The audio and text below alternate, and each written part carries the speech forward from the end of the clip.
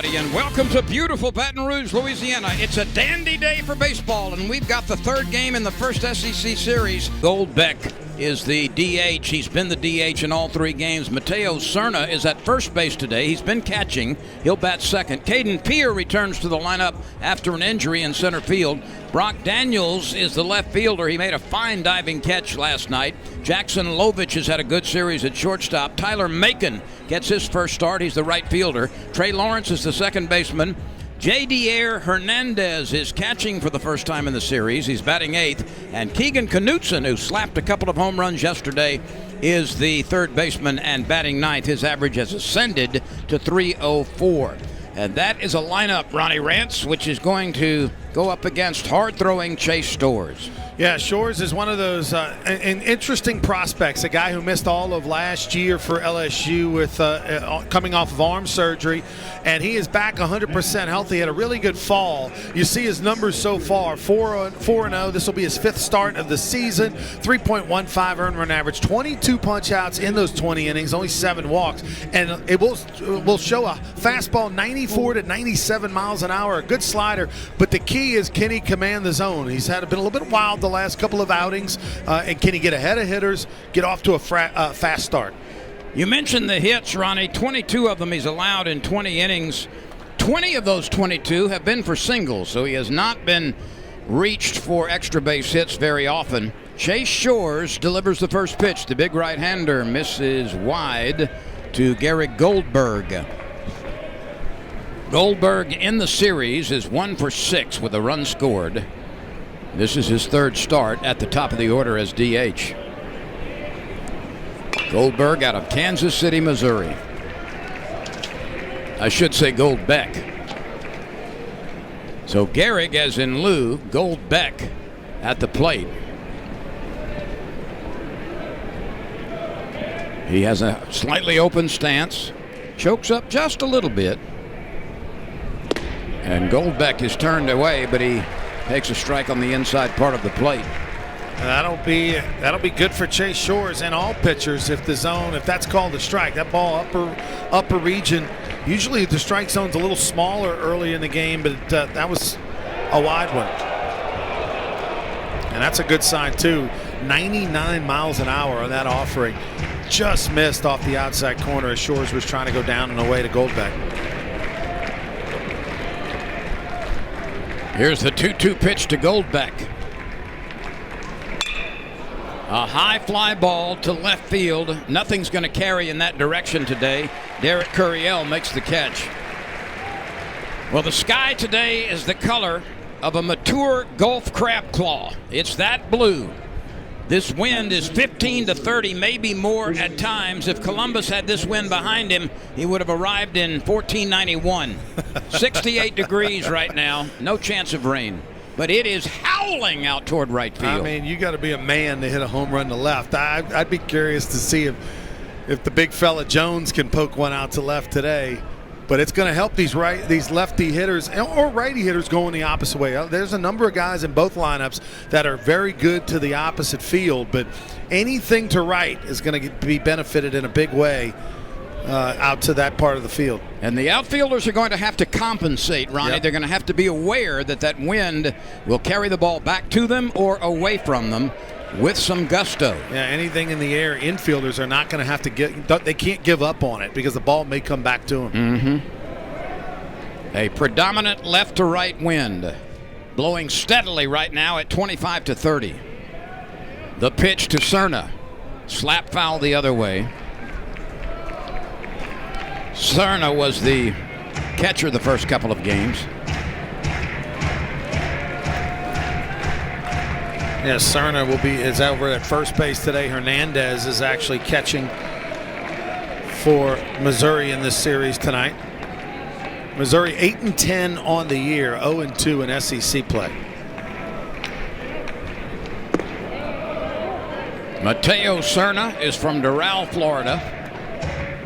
That pitch was just a tick under 99.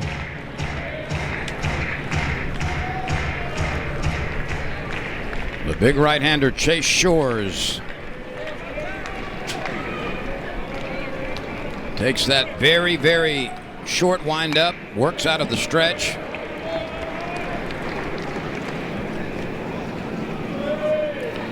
Now, Shores was a guy that a lot of people thought might be the Friday night starter for LSU when the season began. And, who knows? It's a long year.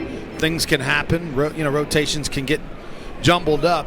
It's been just a little bit inconsistent with the release point, to the point where I think right now Sunday is a perfect spot for him, but he has a lot of room and potential to grow. And he's 6'8", throws 99 miles an hour, has a lot of different release points. So definitely something to keep an eye on. And then Hernandez looks like he got one off of that left forearm.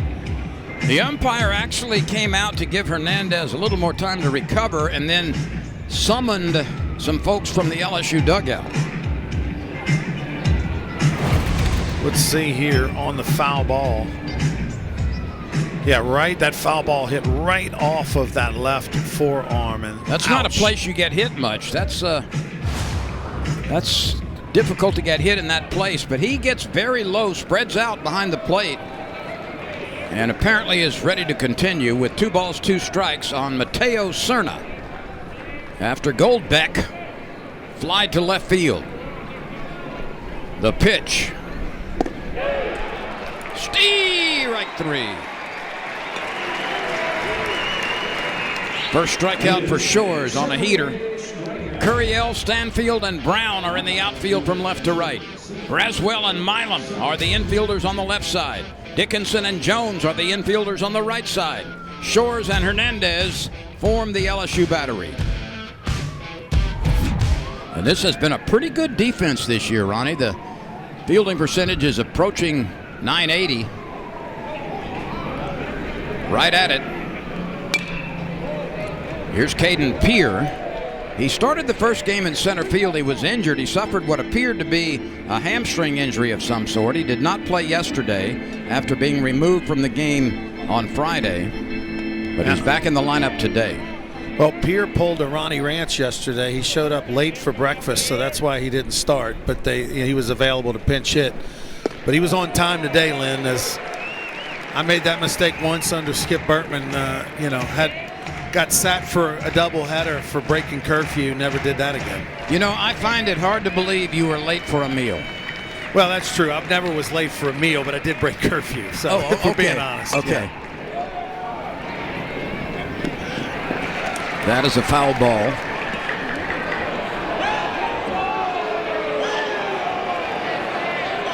One umpire may have called fair. The other one called foul. Jay Johnson wants an explanation. He wants the one that gives him the out. That's the one he wants. Let's see here. Watch where Jones. It's not where Jones's body is. It's where the ball is, and that clearly looked foul. I thought so too. And that ball was caught probably, I don't know, at least 3 feet to the right of the bag before it even reached the bag. Now remember, the green double base is in foul territory. The entire green double base is out of the field of play. And the bag is not green just for the St. Patrick's Day, which is tomorrow, and the big parade's rolling down in Baton Rouge. But there it is. You can either be a green bag or an orange bag. Right. And LSU picked the color green. Well, the whole SEC, I think, picked the color green. This ball will drift away from Jake Brown, but he stays with it, and that retires the side. A fly ball to left, a strikeout, and Caden Pierre flies out to Brown in right field. 3 up, 3 down. The Tigers like this, and there are 4 Tigers who have played and started in every game. That would be Curiel, Jones, Dickinson, and Milam. 7 of these 9 are hitting 300 or better. 2 of them are hitting 400 or better. Curiel, Jones, Dickinson, Fry, Milam, Brown, Hernandez, Braswell, Stanfield, and 7 runners left on base this series, 7 for 9 with runners in scoring position over the course of the first couple of games. On the mound, Caden Drew for Missouri. Drew out of Scottsdale, Arizona, one of the great places to play golf in America. And a lefty, 84, 86 miles an hour is where he's going to be. He's got very good command both sides of the plate. and then you'll see a slider and a changeup out of him. You know, this will be a guy who's literally about 10 plus miles an hour slower than Chase Short. So we have quite the difference between the power righty and the soft throwing lefty. But LSU over the years has struggled a little bit with those soft throwing lefties that command the strike zone. He has struck out 15 and walked 7, so that's 1 every 3 innings. This is the 3rd consecutive southpaw starter for Missouri. Yeah, you don't see that very often at any level of baseball. 3 lefties in a row. Derek Curriell, Jared Jones, and Daniel Dickinson for the LSU Tigers in the 1st. Ball 1.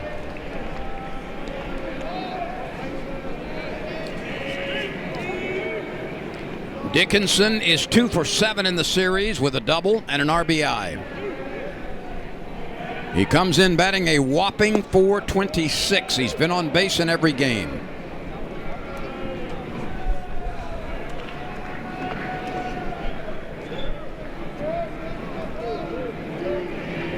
Derek Curriell at the plate waiting. And he slices this one foul. So Curriell, Jones, and Dickinson. I misspoke about Curriell earlier. But it is Curriell leading off, and he's been a mainstay there the entire year. The Californian takes that pitch.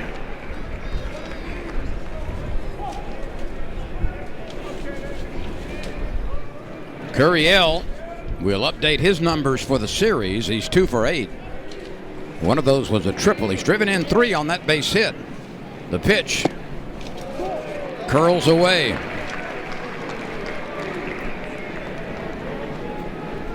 Three balls, 2 strikes. Derek Curriell doing what he does so well at the top of the order. Sets the table, sees a lot of pitches, which benefits his teammates, regardless of whether he makes out or not.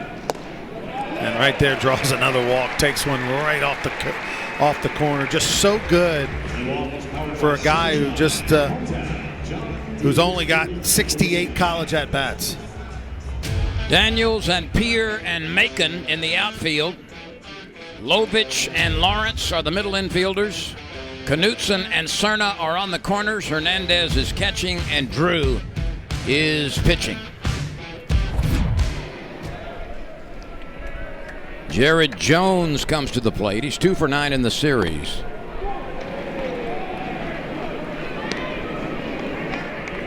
Jones has a 5-game hitting streak. Curriell has a 21-game on-base streak.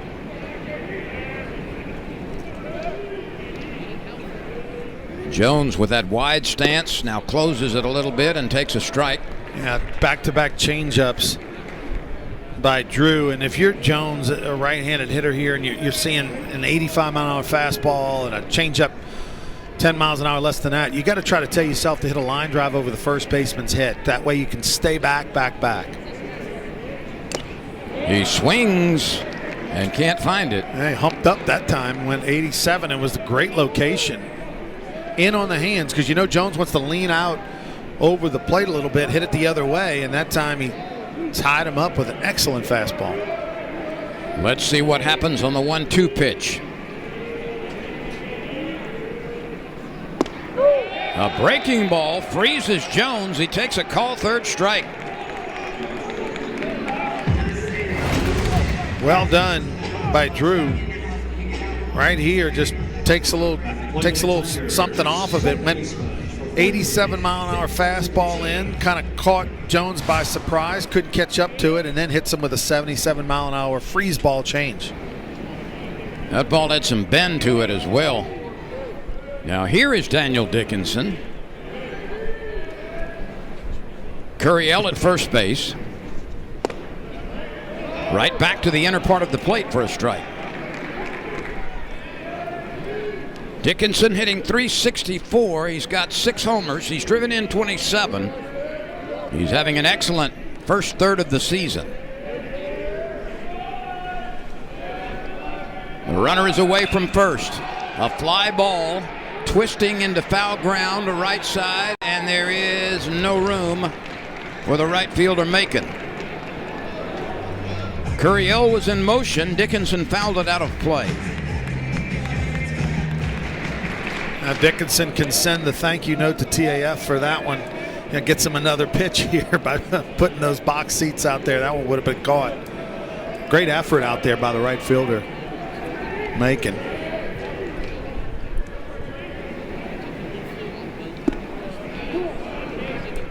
Carrick Jackson talked about his starter to me in the dugout before the game, Caden Drew, and mentioned, look, if he's going to have success against these LSU hitters, he has to establish both sides of the plate with the fastball. So far, so good, commanding that inside quadrant.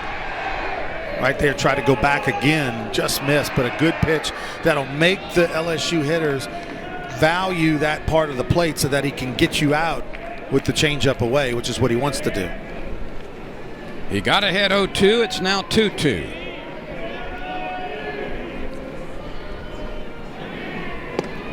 That's elevated. And the count is full. Let's watch Curiel here on a 3-2 count.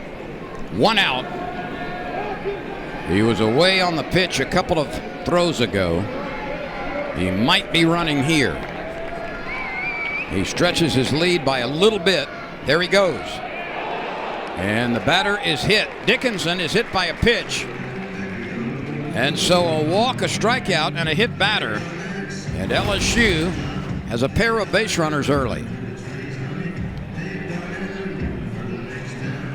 Drew a little bit still figuring out the command here in the first inning. He's been a little up with pitches where normally he's down in the dirt. Wow, 11 hit by pitches so far this season. That's a bunch for being just a month into the year. Ethan Fry, a day after his birthday, gets the start at DH. Turned 21 yesterday.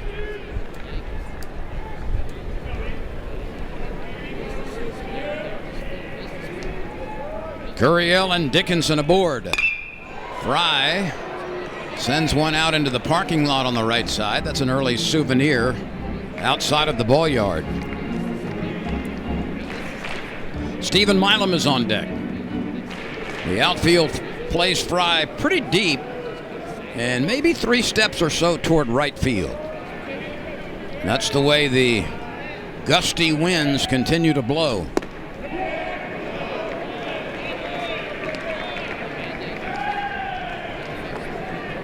One out, 2 aboard, a ball and 2 strikes. Thanks for joining us this afternoon. The final game of this 3-game set. Fry pulls one foul past third. We are delighted that you have chosen to spend some time with us. Call a buddy or two and tell them the game is on as LSU's Tigers look for a 3rd straight victory against Missouri. LSU will be on the road next week for its first SEC Road Series, and that will be in Austin to take on the Longhorns. The 1-2 pitch to Fry. Again, lifted out of play on the right side. Nice catch out there near the top row of the bleachers.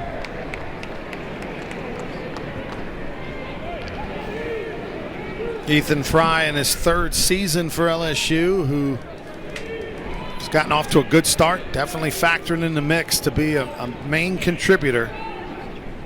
Especially against left-handed pitchers. And Coach Johnson doing a good job of kind of keeping everybody involved, and everybody's having a good start to the year, so he's got to keep playing them until players start to separate a little bit.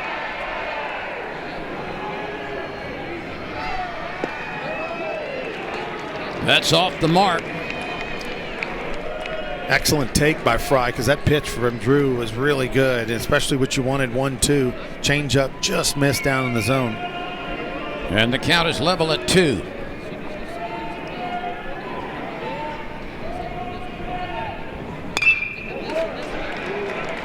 Fry is doing what you suggested earlier, Ronnie. He's really waiting on the pitches. He's not been able to find the right field corner in fair territory, but he sent several foul balls to the right side. Well, for these LSU hitters, I mean, think about it. In scrimmages and practices, they're seeing fastballs 10 miles an hour faster than what they're seeing from Drew. So they're used to putting that foot down early. Instead, they've got to take an opposite approach. That's upstairs, and the count finally goes full after 5 foul balls.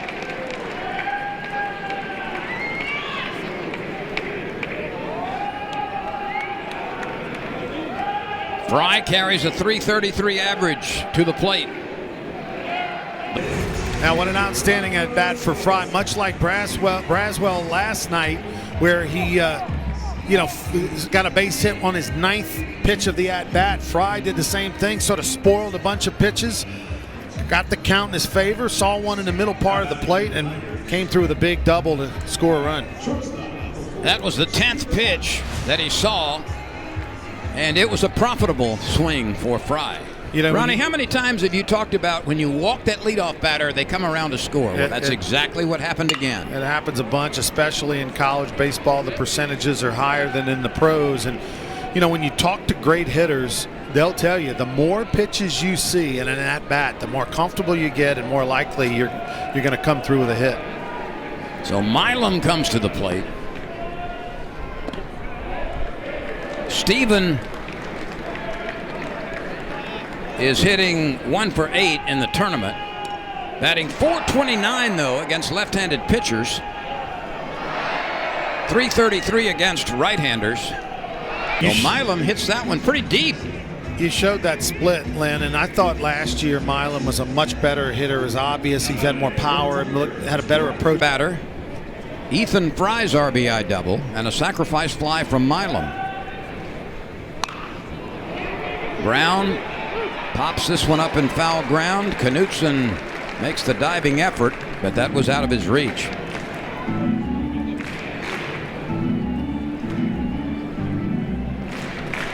Yeah, Knutson right there at third base with an excellent effort. What a ball game he had last night. Watch right here. Superman layout just comes up a little bit short, but last night he was Superman. Had 2 homers for Missouri in that ball game. And Ronnie, I want to correct myself because I shorted Milam 4 home runs last season. Last night I said he had 4 last year. He actually had 8. He's got 5 this year. So you want to get it in the air to right field, and that ball was gone no matter the wind, but it got a little extra oomph on it right here. A hanger banger. Changeup didn't make it to the outer part of the plate, left it up and in, and it hits the very top of the fence there in the back of the bleacher. Actually hits the Lamar billboard sign, base to the right, and then kicks off the roof and goes over. I mean, that is a blast, and Tigers exactly what you want in the first inning. They just jump on the opposing pitchers. So Jake Brown has now hit for the cycle in this series. He's homered, he's tripled, he's doubled, and he has a single. He's 4 for 6 right now in this series. And this brings on Luis Hernandez, who's had a home run in the series.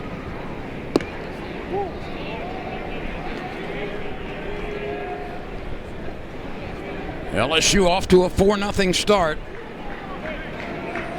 Curiel, Dickinson, Fry, and Brown have scored. The first 10 games saw LSU hit 9 homers. The last 11, 23.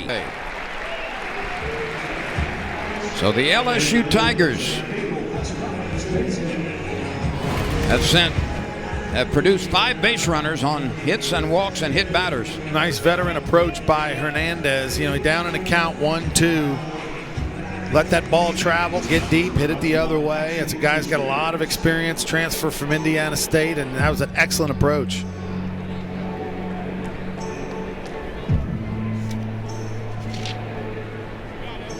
You see Tim Jamison, the pitching coach, out to the mound to have a word. And Tim Jamison there in the yellow sleeves, 30 years he's been at Missouri, a couple different stints, assistant, head coach. started off his career as a baseball player at UNO back in the late 70s, early 80s. And he and Carrick Jackson, good friends. Carrick Jackson worked for Tim Jameson as an assistant when he was the head coach at Missouri. And then Jameson's been an assistant at Memphis as well as now with the Missouri Tigers. And he handles the pitchers. He was an excellent job. He heard of a guy named Scherzer. Well, that was his coach. And many other big leaguers played for Jameson over the years. The bullpen is just now starting to stretch. Nobody's even throwing yet for Missouri. They went through a series of stretching calisthenics, but nobody yet throwing from the mound. The bullpen down on the left side. LSU has the hideaway bullpen under the right field bleachers. Braswell turns away. He was almost hit. Curiel walked. Jones struck out looking. Dickinson was hit by a pitch. Fry doubled in a run. Milam had a sacrifice fly. Brown hit a home run. Hernandez has followed with a single. This is sharply hit, but gloved by Lovich. He'll take the out at second base. Right field. Up and away. You can pucker up and kiss that baby goodbye. And the Tigers comes to the plate. Batting .278 with 10 driven in. Chase Shores throws it outside to get things started in the second inning. A good start for LSU with 4 in the frame.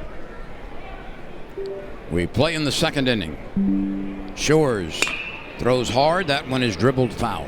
You know, when your team spots you a 4-0 lead after one as a pitcher, you just want, especially when you throw a fastball in the mid to upper 90s like Shores does, you get a lot of ones. Just throw it in there, big guy. You know what I mean? Just your worst enemy is a walk at this point.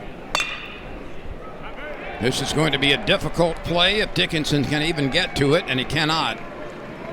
So Daniels singles on the ground to the backhand side of Dickinson. 1-1 fastball. Little leak back a little bit more up over the middle than on the corner, but nice job by this Missouri offense. Daniels, the 4-hole hitter. They've been pesky this weekend as an offense. They had 3 home runs on Friday. Of course, yesterday it was a 1-run ball game, and they gave LSU everything they could handle. Daniels is now 3 for 10 in the series. They've been singles, all of them. And Lovich comes to the plate. He's 3 for 7 with a home run and a couple of RBI. The infield, which turned 2 double plays in the latter part of the game last night, is at double play depth again. Lovich's home run came in game 1 of the series. Lovich from the same hometown as LSU's Ashton Larson, both from Overland Park, Kansas. Sure, they're played together against each other. That was not a full swing, but he was able to control the bat enough to slice it foul.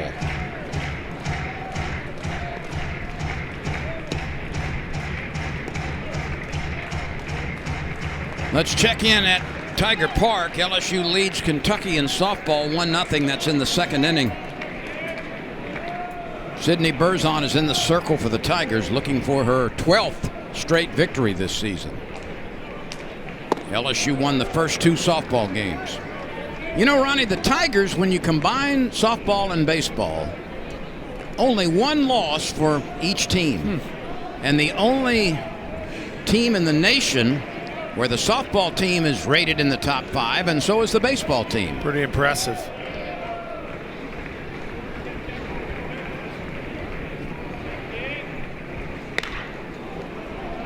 Milam will charge it. He transfers out at first base. Good play by Milam. Nice stretch to the right field side by Jones. 6-3 on the putout.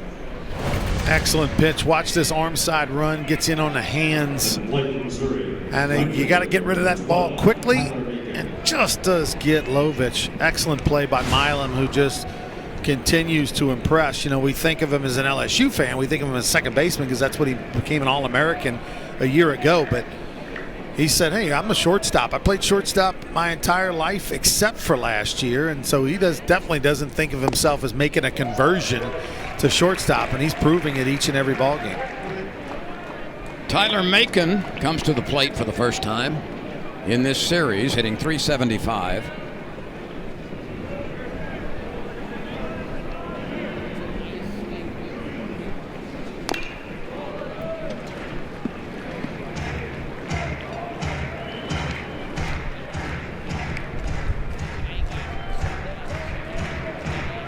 This is only the 5th start for Macon.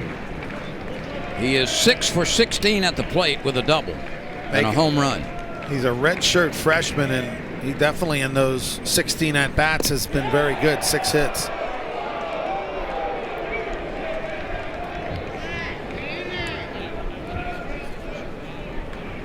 One and two with one out. A runner at second base. LSU leads 4-0. Missouri batting for the second time. Shores rocks, fires, and misses wide, and the count is even at 2.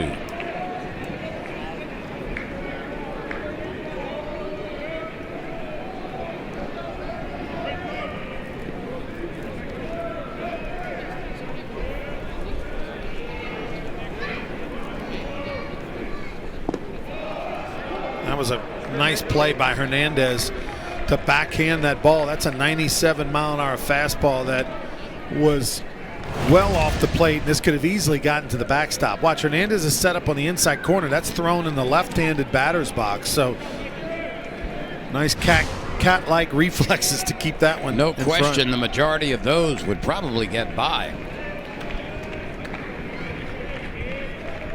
The pitch jammed him. So Shores is able to come back with a strike after missing 3 straight times. The count is full. And other than Category 1 hurricane winds, this is a beautiful day for baseball.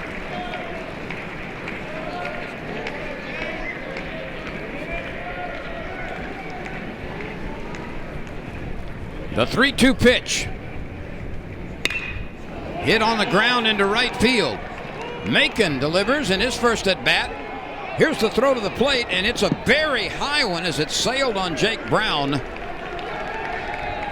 Brock Daniels scores easily from second base. Macon gets the RBI and moves up on the throw to the plate. Excellent piece of hitting to keep the hands inside the baseball, hit it the other way. And Jake Brown has a really strong arm. Remember, recruited as a pitcher out of high school, but that one just sort of got away from him. And I mentioned it, you know, Lynn, Missouri is a pesky bunch.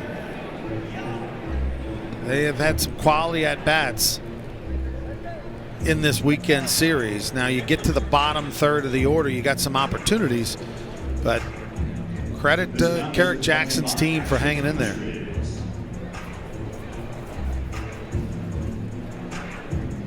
Jay Johnson has won 71.2% of his games as LSU head coach.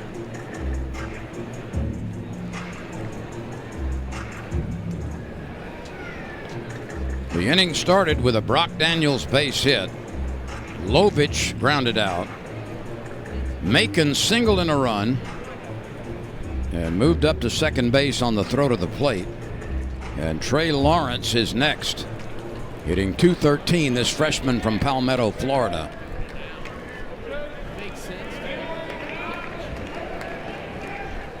Lawrence did have a base hit last night against the Tigers.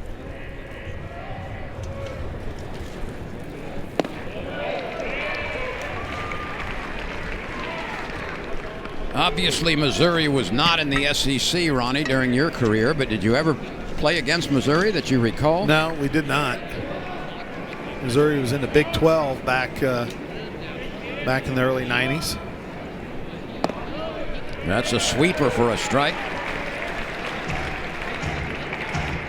Shores is working ahead. 2 strikes, 1 out, 1 in. 4-1 ball game. Missouri trying to collect another run with a runner at second base. Shores checks the runner and throws. That's dribbled foul at the plate. Jadier Hernandez is on deck.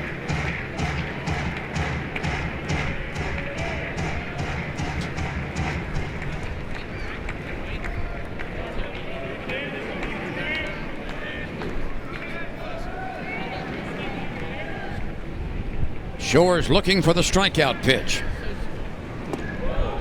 And he gets it. That one had some dart to it when it got to the plate. Yeah, that slider backed up on him a little bit, but he caught the inside corner. Watch right here. Hernandez wants him to be down and away. You see that ball backs up, catches that inside portion. And Lawrence is frozen. And the Jay Johnson mound visit paid dividends. 4 straight strikes after Jay went to the mound to have a word with Shores, and a big punch out when he needed it. Hernandez is making his first start. He's from Trenton, New Jersey. He's making his first start in this series. And he comes to the plate swinging. He's hitting 148. This is his 9th start of the season. 4 for 27, and they've all been singles.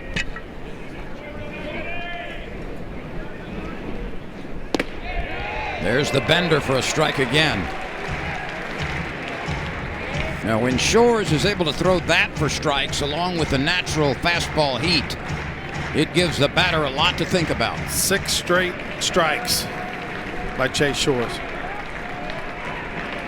And the pitch. He tried the bender again and missed it.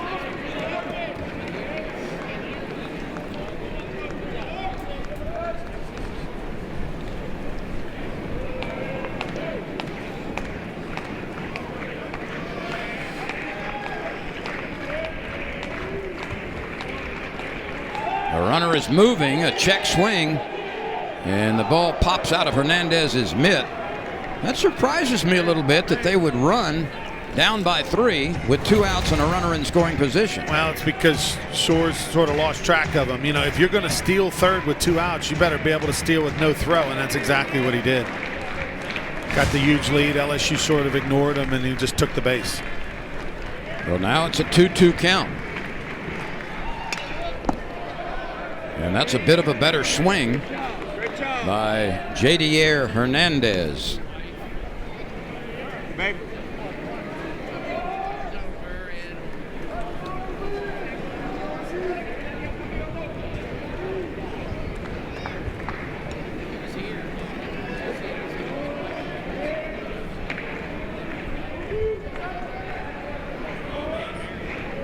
The 2-2 pitch.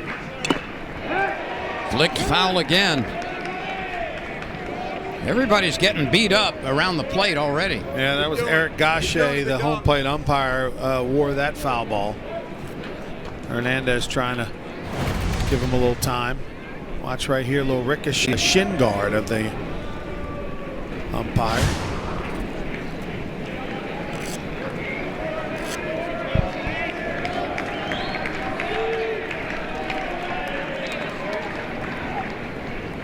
Two balls, 2 strikes, 2 outs. A runner at third base, a 4-1 on the RBI single by Tyler Macon in his first at bat in the series. LSU up by 4-1 as we approach the bottom of the 2nd inning.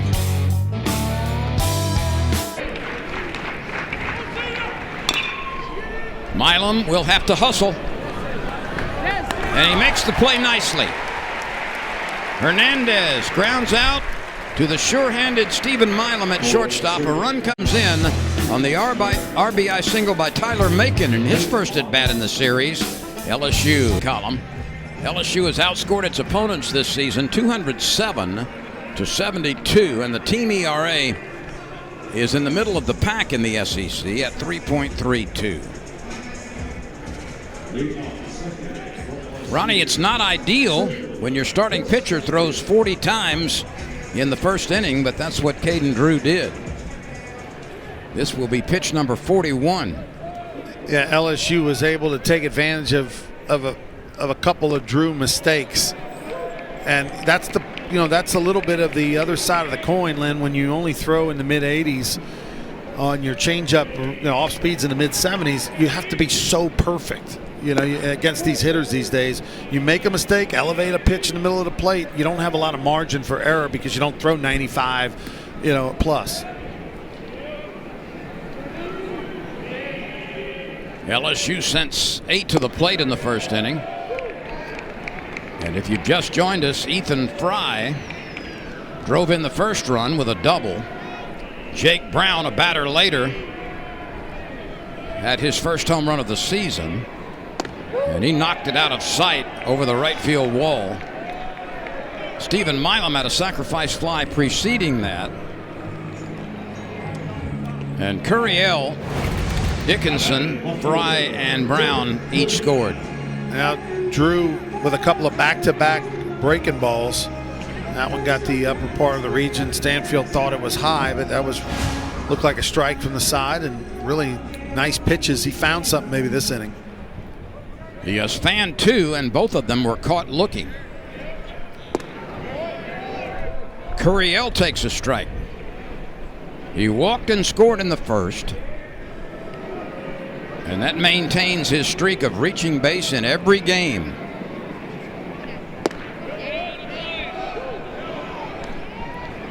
Another bender for a strike.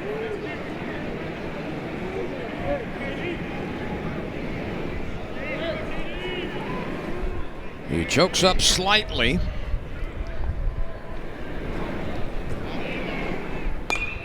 And fights off another curveball.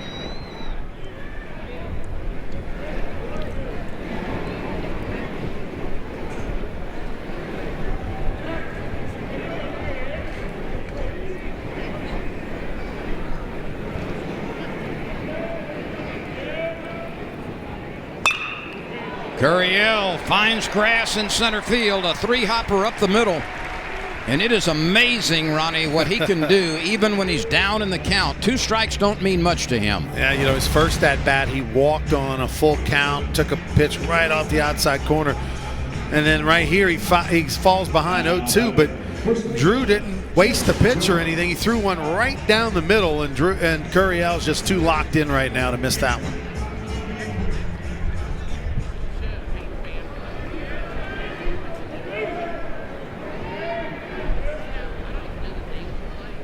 That makes him 3 for 9 in the series. Jared Jones takes a big cut and falls behind 1 strike. He struck out looking in the first.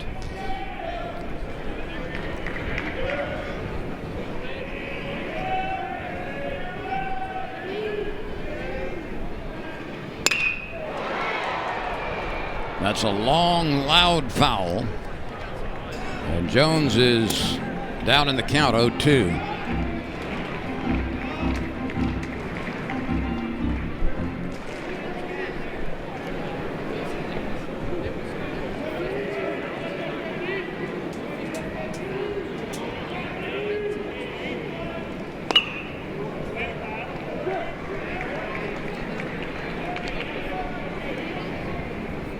LSU's ball girls may need to get busy between innings collecting the refuse which is blowing around in left field on the warning track. Yeah, looks like Yankee Stadium in the 70s, huh? Yeah. Deal at the Bronx where the cups and the trash and all would blow on the field. Yeah, they got some on the warning track out there in left field. Looks like a newspaper is out there as well.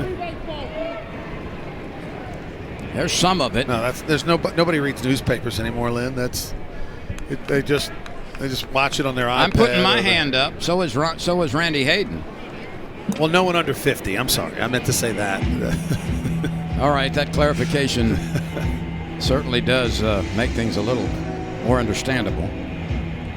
It's an interesting mound visit here. You don't see that very often when a pitcher is ahead in the count 0-2. And you get a mound visit.